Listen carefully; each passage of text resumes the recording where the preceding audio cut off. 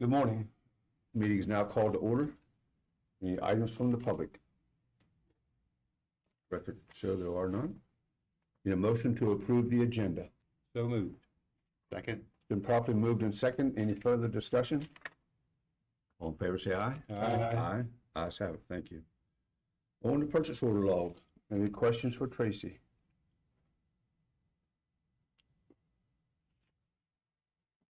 Hearing none.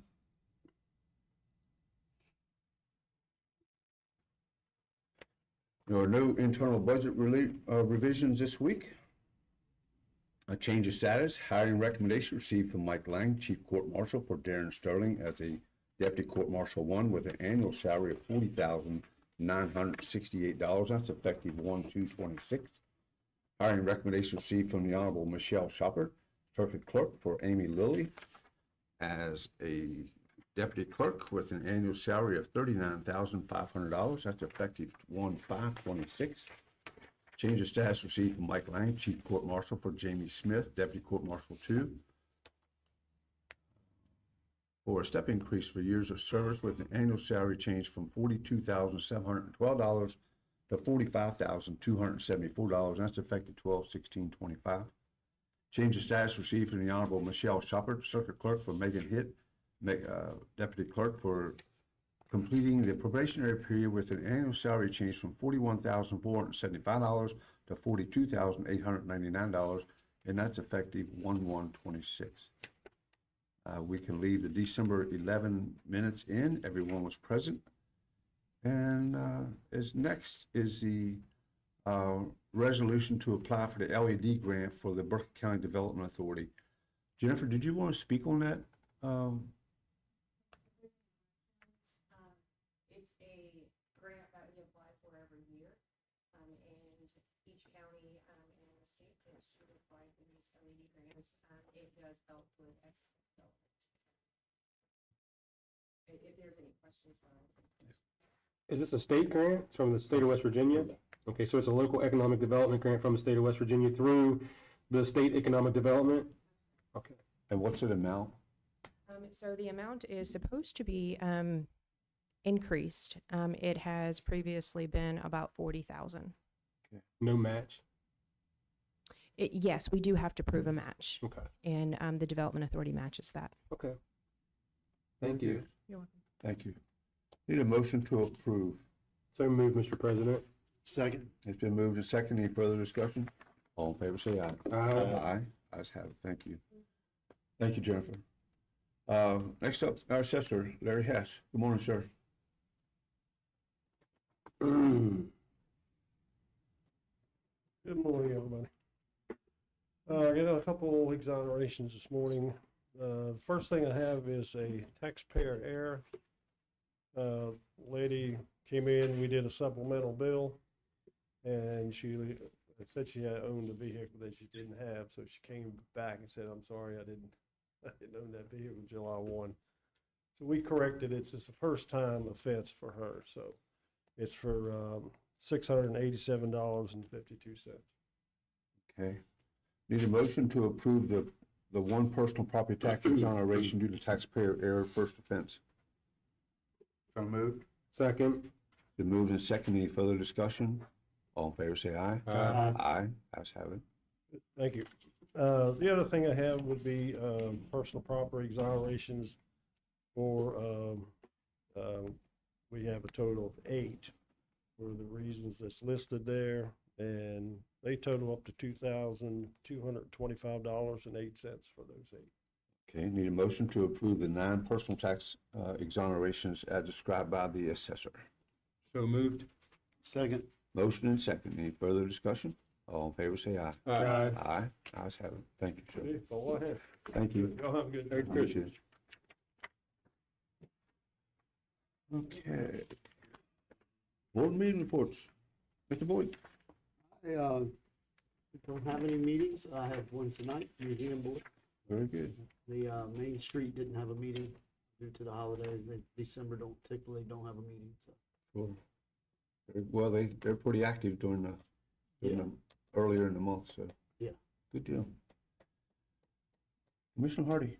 I had a planning commission meeting on Monday night that I was not able to attend. I had a conflict with a Zoom meeting, on a state call with some legislators and a few other people, so that kind of got in the way of that. Would like to report, I'm sure everyone has heard and read that, Sergeant Wolf has been moved out of the hospital, is now into a, rehab facility and is starting his, rehab. And, from all reports that I've heard, and mostly from his mother, who has, it's just a rock. Just, his father and his mother and his brother have been there with him every step of the way, and his fellow guardsmen, and the young man has had a tremendous amount of support, which makes my heart happy. But yeah, he's left the hospital, and he's now in a rehab facility, and he's starting to learn how to walk again and talk and move around, and making tremendous strides. And I just couldn't be more proud for him, and happy for him and his family for all they've been through. And I'm very, very happy for him and his family. And still very, very sad for the young lady who lost her life from the Webster Springs. But yeah, just good reports coming in for Sergeant Wolf. Absolutely. Thank you. Mm-hmm. Commissioner Whitaker. Nothing to report. Commissioner Kelly. I've had a busy week, but last Friday I had a 3-hour Zoom meeting with the LGAC committee. My first, but it was quite interesting to say the least. And that is Local Government Advisory Committee for the Chesapeake Bay. So Tuesday, Gary and Eddie and I, we met over at the hospital with some folks there in the YMCA group that is considering possibilities of building a YMCA here in Berkeley County. A very interesting meeting, and we'll see where that goes in the future. Also on Tuesday evening, we had a sewer board meeting and a stormwater board meeting as well. There's still no update on the appeal that we had for the stormwater situation, our permit. And of course, we don't expect anything till after the first of the year to start cranking again on that. So, and then yesterday, I had a safety meeting at the Board of Ed with Commissioner Gogan there, and I attend each month or each month and a half or whatever. And as I do every meeting, walk away from there, applaud the Board of Education for the work they're doing to keep our children safe in Berkeley County. They're doing some wonderful things. They've expanded their Raptor program, their system that they have in place to include substitute teachers now, and they're doing a great job. They're working hard to secure more funding to hire more school safety officers. They currently have, of course, the SROs are in the high schools, 3 furnished by us. The SSOs are in all the middle schools and several of the intermediate schools. So they're trying to secure more funding to get at least all the intermediate schools covered sometime next year. And then also yesterday, the County Commission Association of West Virginia, led by our Melanie Palario, we had a Zoom meeting yesterday to talk and prepare for the future legislative session that begins in January. And I guess we had about 30 commissioners around the state on that call yesterday, and got a lot of good input from most. I will say that I do feel sorry for a lot of the counties in this state that are dealing with the PEIA issues.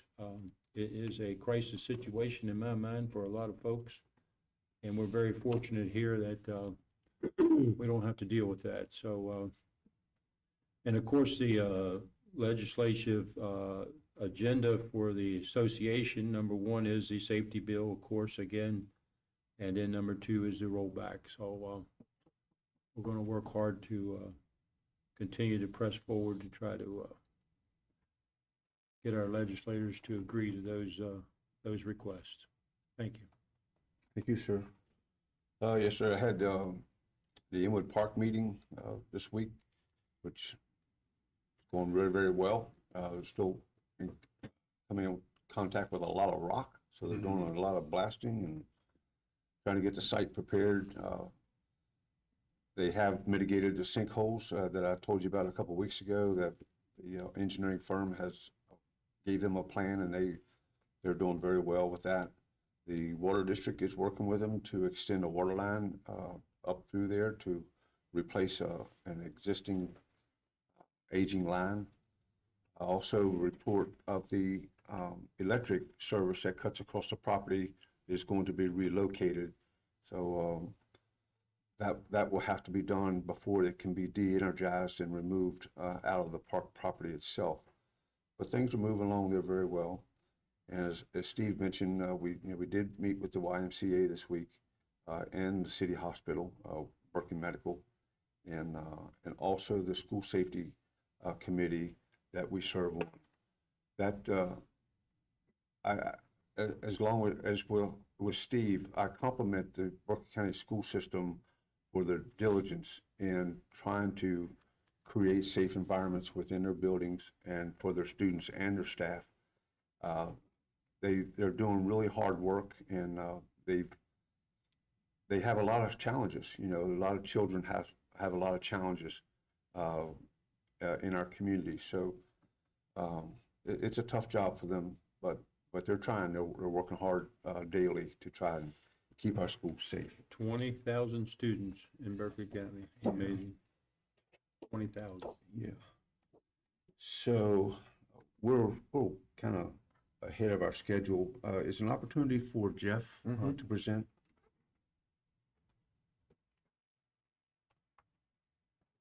Morning. Morning. It said Anthony on there, he was intending to do it, but he's got his appeal hearing he has to do. So I just wanted to make clear that it's me because I have a better haircut. I like your haircut better. So first thing is Skinner Law Firm, who represents us in the opioid litigation. They're asking for permission in one of the cases that's going on right now against Express Scripts to be able to dismiss all of the claims that they've made except for the ones on public nuisance without prejudice, to kind of move things along in terms of the negotiations and so forth. Just briefly, when you file a lawsuit, you throw in every claim you can think of that might stick. And the main one that had been intended really from this litigation was kind of new, the public nuisance aspect. But that's now been upheld as a viable claim that can be sought in West Virginia by the Fourth Circuit Court of Appeals. In the case that Huntington had by themselves, basically, that they had lost, but then the Fourth Circuit has overruled that and said that yes, this drug epidemic, you can, or at least that there is a viable cause of action for public nuisance, that something like that causes so much damage to county, so many damages and so forth. So they're just asking for permission to be able to dismiss those other claims, hang on to the one that they know they're wanting to work with, and then that should help us move our negotiations. Very good. Everybody understand what Jeff's asking? Commissioner Catlett? I would like to make a motion to authorize the Skinner Law Firm to dismiss without prejudice all claims from the Express Scripts lawsuit except for public nuisance. Second. It's been properly moved and seconded. Any further discussion? All in favor, say aye. Aye. Aye. And that was also to give the president the authority to sign the document? Yes. Yes. Well, there is no document. There is none. It's I don't basically think, yeah. direction to them. Okay, very good. And The other thing that I have is there's 3 settlements on conservatorship cases. I can just read you the names and the total amounts if that's okay, and you can do each one individually. The first one's for a David T. Largent, and the total amount on that is $9,300.74. Either for individual motions. yeah. Okay. I would like to make a motion to accept the settlement agreement with David T. Largent in the amount of $9,300.74 and give the president the authority to sign the agreement. Second. Been moved and properly moved and seconded. Any further discussion? All in favor, say aye. Aye. Ayes have it. Second one of those is for Eugene Harris, and the total amount on that one is $18,445.92. And I would like to make a motion to accept the settlement agreement with Eugene Harris in the amount of $18,445.92 and give the president the authority to sign the agreement. Second. It's been motion and second. Any further discussion? All in favor, say aye. Aye. Aye. Ayes have it. And the final one is for Jesse Davidson, and that total amount would be $14,632.99. And I would again like to make a motion to accept the settlement agreement with Jesse Davison in the amount of $14,632.99 and give the president authority to sign the agreement. Second.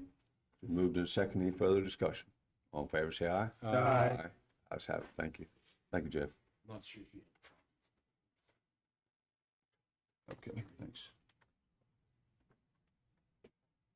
All right. Jed, you ready? Come on up if you would, please.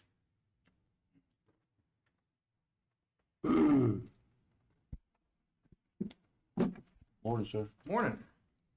How's everybody? Good. That has a good haircut too, Jeff. Yeah, it needs it. I'm sure the camera's showing my balls. This morning, I come before you guys with a very monumental change request for the fire department.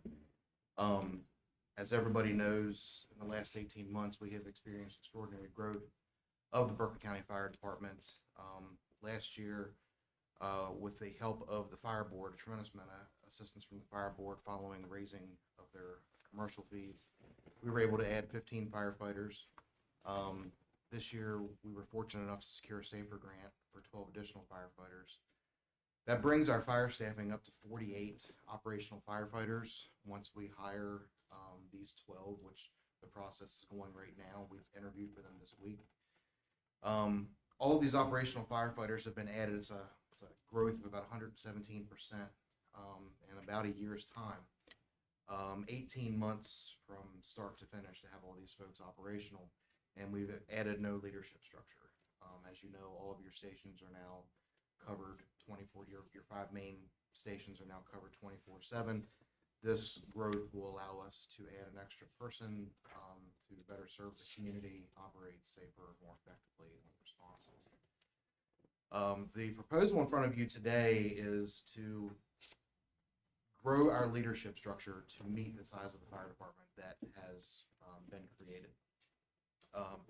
When looking at equity across the organization, it stands out like a sore thumb, really, that our fire chief is not in an equitable place with our emergency services leaders across the county, to include your 911 director and your law enforcement chiefs. So the first part of this proposal would be to raise the salary of the fire chief to $118,000 and to regrade that position at a grade 16, which would make that position equal in internal equity to all emergency services leaders within the county. Step number 2 of this proposal would be to authorize the creation and posting of a deputy chief's position with a budgeted hiring salary of $98,000. The deputy chief position will give us continuity of command. It will allow the fire chief to focus more on large level executive operations of growing the fire department, attending meetings, assisting the liaison duties to the volunteer fire departments, while the deputy chief is involved more in the day-to-day operations of the leadership. Proposal number 3, phase 3 of this proposal, would be to authorize the promotion of 3 captains and 6 lieutenants. When the fire department was established in its current form years ago, they had the foresight, and I know President Gokenheier was a huge part of that, to establish a pay scale that included officer positions that they did not need at that time, but had built into the pay scale for the future. The position of captain has existed on the pay scales for Berkeley County Fire Department for a very long time, waiting for the fire department to grow to a place where they needed that position. The fire department has now grown to a place where they need that position. The promotion of the 3 captains will signify 1 captain per shift, which would basically be the shift commander in charge of all operations. The promotion of the 6 lieutenants would include 2 lieutenants per shift, which would ensure that on the majority of the responses, the fire department has an officer arriving on scene who is capable of organizing response, making sure the crews are operating within SOGs, and properly coordinating all the efforts.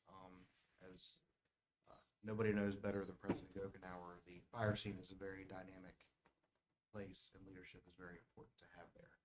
And the fire chief believes, as do I, that this structure will give them the leadership they need to properly respond to these calls.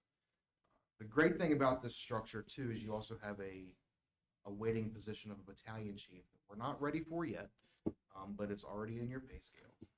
And as the fire department continues to grow, that position is available for future activation. If approved, the structure that will be put into place today will be hired from start to finish over the next 6 months, starting with the fire chief immediately, followed by the deputy chief, and then the captains and then lieutenants will be hired prior to recruit class 2's graduation, which is estimated in the middle of June. This is a structure that the fire department can grow into for decades. This is a command structure that should not need a lot of meddling. You may need to add positions, but you probably will not need to hear any conversations about adding rank. It's a very standard structure for emergency services, and it is an appropriate structure for the fire department today. The fiscal impact to these changes that are being requested today are $97,573. The largest of those is the deputy chief, because that is a creation of a brand new position. So we'll use what is an existing FTE, but that is an FTE that is going to be salaried much lower currently. So the deputy chief is the largest of those at $31,000. And all of these changes are inclusive of benefits. So you like a retirement and your insurance. The fire chief adjustment will cost $24,374. It'll cost $14,801 to promote 3 captains and $27,057 to promote 6 lieutenants. So the recommendation for you is to approve the promotion or the salary adjustment of the fire chief, approve the creation of the deputy chief position at grade 14, hiring salary of $98,000. Authorize the restructuring the supervisor positions to promote 3 captains and 6 lieutenants, and then affirm the long-term plan to activate battalion chiefs when justified by operational growth and staffing. Very good. I mean, as that department has continued to grow, it's obvious that it needs a command staff, not only to be effective, but also to work in a safe environment. And that's critically important for our employees. It's important for the volunteers that work with our employees and the public that they serve. So yes, it's, while I look at the dollars, but it costs money. It just does. And you can't begin to operate at this magnitude and not have structure. We will set them up to fail if they do not have the proper structure underneath of them to support them. So that's kind of what I've got to say. Anybody has any questions? Yeah, I've got a Yes, question. sir. Okay, so Chad, to go back to the amount, so the full amount to fund all the positions, because what I'm understanding is some of these FTEs already exist and they're already in our funding formula that we have now. So the FTEs all exist. We're not creating any new FTEs. We're modifying existing. Right, and those FTE positions are already funded in today's dollars for the positions that they are now. So as we're most likely probably going to promote from within, I would guess, these new captains and lieutenants will probably be promoted from within, or maybe new hires, I don't know. So the full amount that we will have to absorb in moving the chief salary into a better position to match other likewise positions in the county, and bringing in the new support staff and the command structure, what is that full amount going to cost the county? $97,573. Okay, that's what I thought. I wanted to make sure. For less than $100,000, we're upgrading our command staff.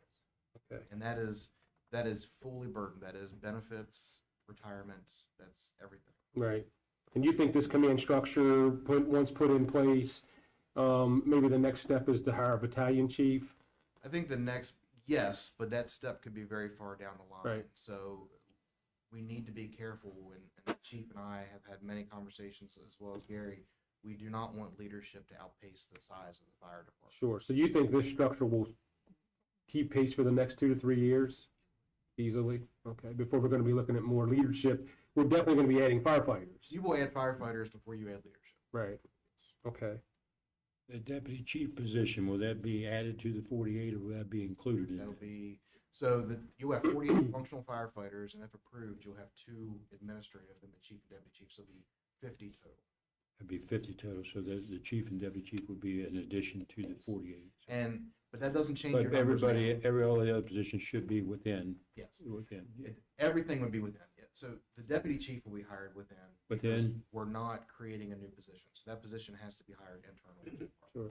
So you have 50 firefighters right now. You have 48 operational and 2 administrative. Nothing will change. We're just taking 1 administrative position and changing it to deputy chief. Okay. Yeah, and I mean, I think this completely makes sense. As our county is growing anywhere between 14 to 1,600 new homes a year, right? It makes sense that our support staff for one of our emergency services, one of our key emergency services, when people pick up that phone and call 911 and their house is on fire or their neighbor's house is on fire, they want to know that someone's on the way. Absolutely. And I think that for $97,000, less than $100,000 for us to spend to build up our support or our command staff to make sure that the boots on the ground have proper leadership. I think that that's a commitment that this commission needs to make, and I'm happy to make that commitment. I just wanted to offer, for purposes of kind of structuring the model, this isn't brand new, so to John, to you, probably maybe so, but many of you have been here for years. Eddie, fortunately enough, has been here since this thing started. This is the grand vision, right? This is where it's been going all along. So you're right, Mr. Hardy, it is $100,000, and you're right, it is absolutely justified.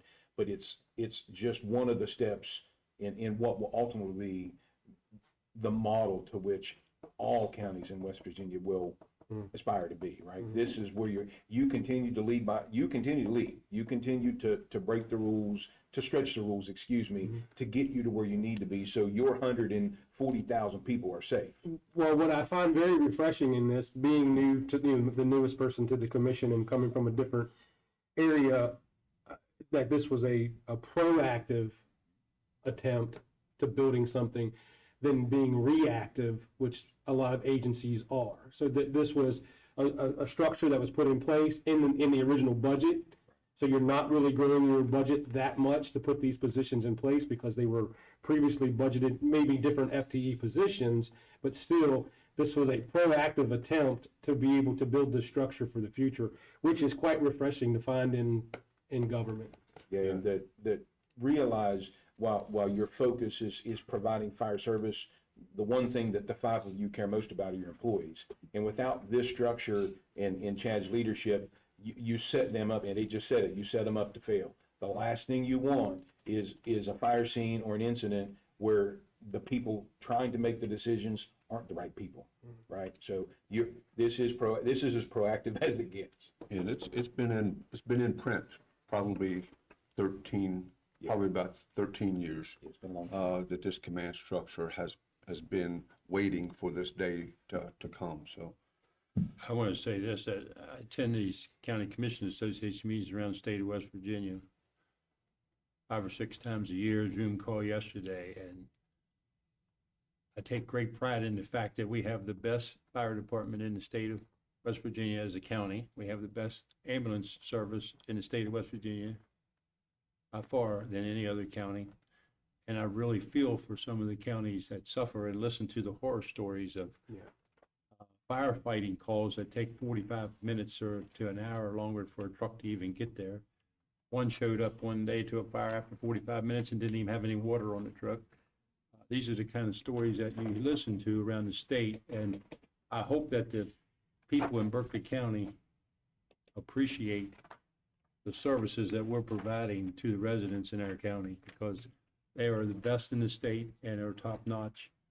And You should all definitely keep time blocked off in your calendar, because people from all over the state will be contacting you for years to come to find out how you've done what you've done. And the Okay. day of fighting fires with volunteers is, especially with the 140,000 people, is over. And we gotta do better than that, and we've done that. And I applaud our staff and this commission working on this over the years to get us to this point. Okay, needing a motion to approve. So moved. Second. Properly motion. Any further discussion? All in favor, say aye. Aye. Aye. Ayes have it. Thank you. Thank you. Right, Mr. Wine? You have the first bid opening is for ballistic rifle plates for use at the sheriff's department. You do have the certification of publication that was placed on your website and delivered to known bidders of interest, and I believe you have one response. Y'all starting to see how well they follow the directions. Looks like Right it. on. Right on the first page. Which one is this for? This is the plates for the right, this isn't the panels and carriers, this is the plates. Mhm. This bid is from Angel Armor LLC out of Fort Collins, Colorado, in the amount of $34,164. Explain to the people out there, Gary, what a plate on a rifle is. Oh, man, really? So, John, do you know? I mean, I believe it's for the protection of the officer, correct me if I'm wrong, is it not? Yeah, it's probably a small plate that goes around, I'm not exactly sure, it's probably a small plate that goes around the front of it, like an M4 for a small protection window, but I don't know. I don't know, I'm not exactly sure, I'm not sure if this is a plate that goes in some other piece of We'll equipment. make sure when law enforcement comes to present the award, they until, can explain it to you. yeah, how well, they- It could be a ceramic plate that goes into I didn't know if it one that had lunch that came with the rifle or something while you're there. I'm not sure what it is, not enough Yeah, detail. Just curious. We'll find out for sure when they ask for the award. Yeah. Mr. President, your second one that is prepared to be opened is for ballistic panels and carriers. Those are pretty self-explanatory. You do have certification of publication placed on your website as well as delivered to vendors of known interest. Ready? And you have one response for that one also. And this is, I believe these are all grant, 100% grant. I believe. We'll confirm. Angel Armor LLC out of Fort Collins, Colorado, amount of $65,775.60. All right. Yeah, that's probably a ceramic plate that goes into a vest that will give, the vest will give protection from handguns, but this will maybe give a higher level for a I saw rifle. quantity was 45 and you have 72 officers, so Yeah, I don't I don't know. know. We'll find it. We'll know for sure when the Yeah. recommendation comes. Okay, next up is our honorary commissioner, Naya. All right. Good morning. Good morning, Naya. Thank you for being here with us. I get you to come up here and stand in front of the flag. Get you to come and stand right here. I get you to raise your right hand and repeat after me. I, Naya Farr, I, Naya Farr, do swear do swear that I will uphold the Constitution of the United States that I will uphold the Constitution of the United States and the Constitution of the State of West Virginia, and the Constitution of the State of West Virginia. that I will work hard to fulfill my responsibilities, I will work hard to fulfill the responsibilities to fulfill the responsibilities of the office of honorary commissioner, of the office honorary commissioner, to which I have been appointed. to which I have been appointed. So help me God. So help me God. All right, thank you very much. Thank you for being here this morning. We got a little certificate for you. All right, so we'll get a picture here with you in a little bit. If you want to tell us a little bit about where you're from, what school you go to, maybe if you got any siblings, and what's your future may hold. I am from, You live here in Martinsburg. yes. Okay. I'm from Martinsburg, and You go to North Middle. Oh, wow. North Middle, and then You have any brothers or sisters? I have One brother. One brother? Older or younger? Older. Older. And does he pick on you? A little bit? He isn't moved. He I isn't got here you. anymore. I got you. Okay, yeah. So what do you think you might want to do when you get out of school? You thinking about going to college, or you thinking about what you might want to do? I know it's still early and you got a lot of time to figure that out, but any thoughts on that? Well, the workforce that I want to work through is kind of psychology, working through managing and emotions and analyzing people's body language and being able to kind of help them through their emotions. Oh, that's very interesting work. Yeah. Anybody have any questions for Nia? Well, we can start you off right up here. Yeah, we all need a little help. Especially with this one right here. Yeah. Public service will drive you a little crazy, but there's not a better feeling in the world than be able to help somebody figure out something or help someone be able to get through something, whether it be a permit or whether it be a tax issue or maybe it might be something emotional. So it's a wonderful feeling to be able to help someone to get through something. So hopefully you will able to achieve that and move on to help people. So thank you very much for being here this morning. We appreciate you. And if you have anything to add to any of our conversations, feel free to jump right in, and we'll probably take a break here in a little bit and we'll get a picture. Okay? All right, Nia, thank you. Thank you.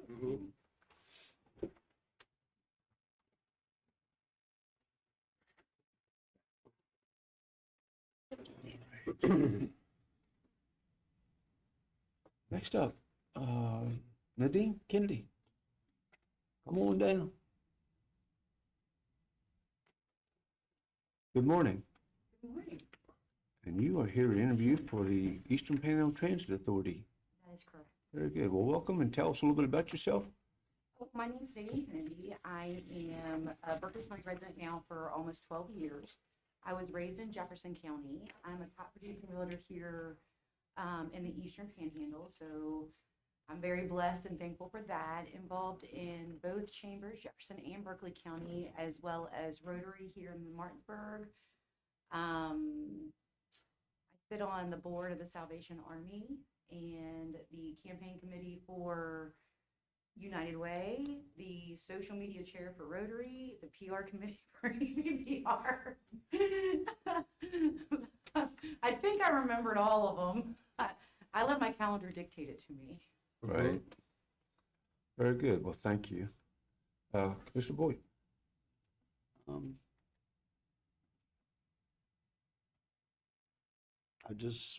don't really have any questions. You sound like you're on a lot of things and do a lot. Just thank you for offering to do some more. Yeah, I do love this county. I'm very pleased with the people I'm looking at today.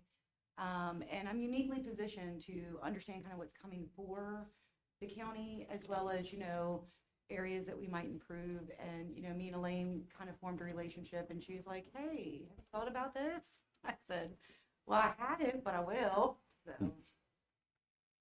Mr. Hardy. Oh, yeah. First, thank you for being here today. Thank you for your willingness to serve. Seems like you serve in a multitude of roles. So I was a longtime Rotarian myself before other things pulled me away. So you're in the noon Rotary or the morning Rotary? The noon. The noon Rotary, Yeah. Right. Yeah, so thank you for your willingness to participate in the county. Seems like, you have a heart for service, and that's a wonderful thing. Anything that you see in EPTA that you would like to maybe make changes or maybe try to progress, or anything that you see there? Or are you just trying to come in and be a team player and help move their mission forward?